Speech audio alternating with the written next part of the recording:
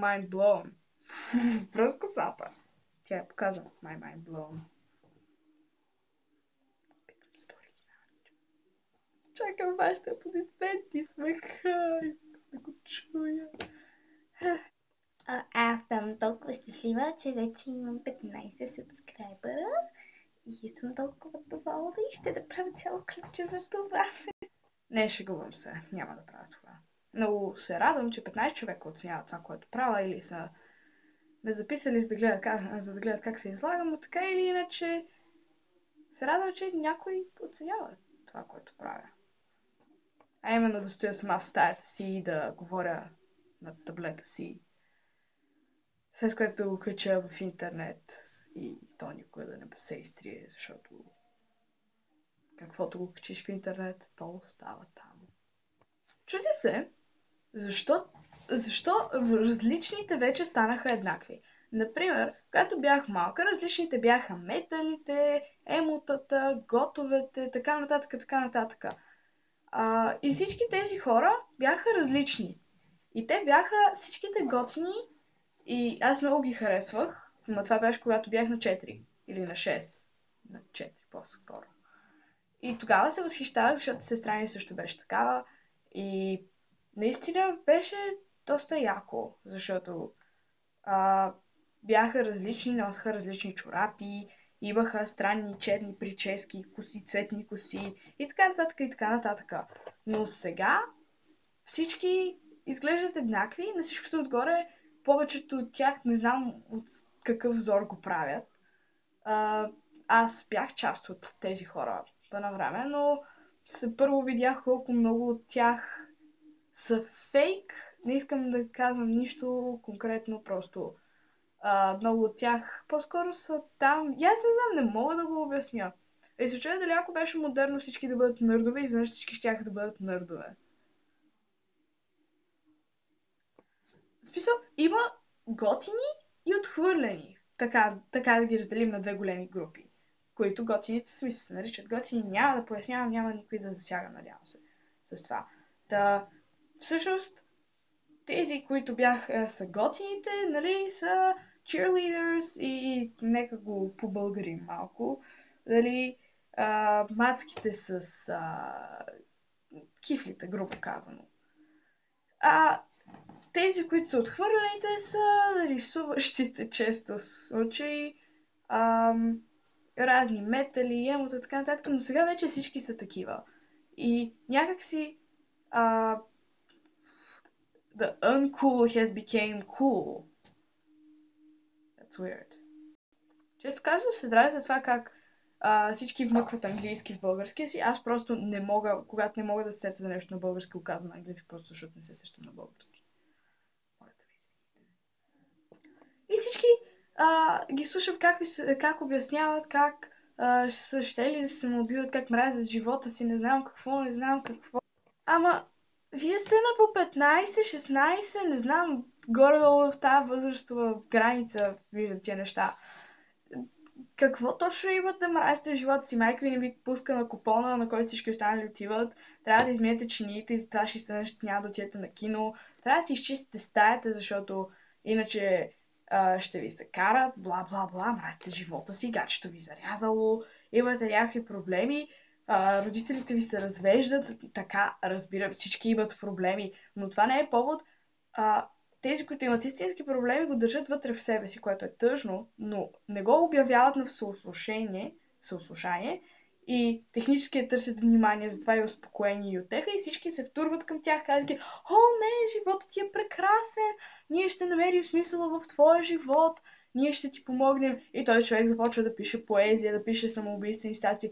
И даже ако е достатъчно смел, прави някакъв опит за самоубийство, който естествено е добре измислен така, че да изглежда като наистина опит за самоубийство, но вероятно изглежда така отстрани. На мен ми изглежда така. Не мога повече да живея. Аз не искам да живея.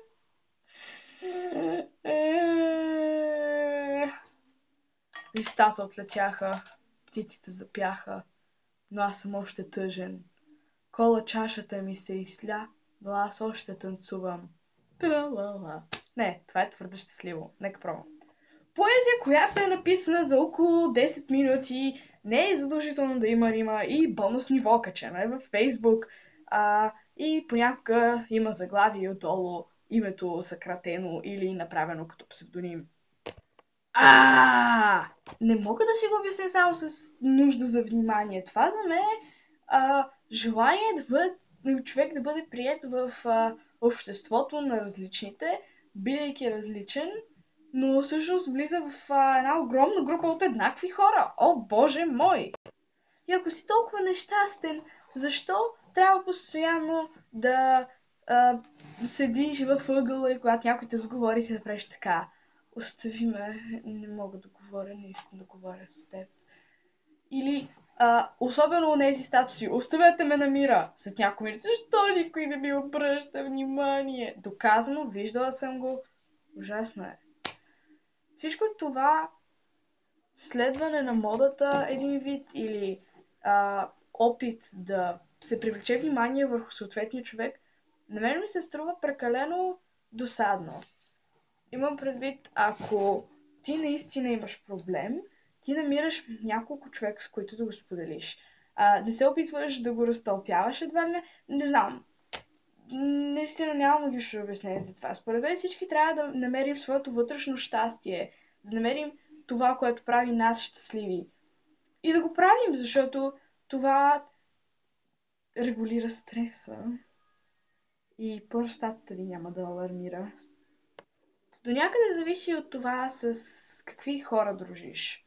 Защото ако познаваш правилните хора и общуваш с правилните хора, ти ще се чувстваш добре. Но ако не, тогава ще усещаш, че не си на мястото си един вид.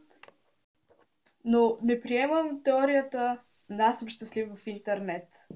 Защото that's like not quite it. It's just entertainment, but it's not fun and it's not happiness. At least I think so. Съжалявам пак за английскията ми съто и вече, че истинското щастие аз лично го усещам някъде в тялото си, не съм сигурна къде. И когато го изпитвам, там започва да трепти. И обикновено това е, когато правя нещата, които обичам, когато рисувам, когато се срещам с хора, които ми е приятно да общувам, когато правя това, което обичам да правя. И е далеч по-приятно да съм отхвърлена и да съм свикнала, че никой няма да ми обърне внимание, отколкото просто да седя и да чакам всички да открият. О, вау! Невероятно. Не търся одобрението на хората.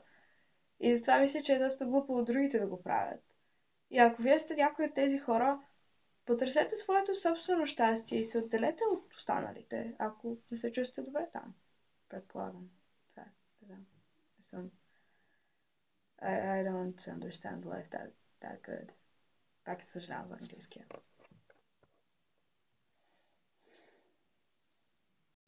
Добре, това беше от мен. Благодаря, че изгледахте клипчето. Съжалявам, ако има разни запецвания, ъкания или каквото и да било, или повтарящи се реплики или каквото и да било.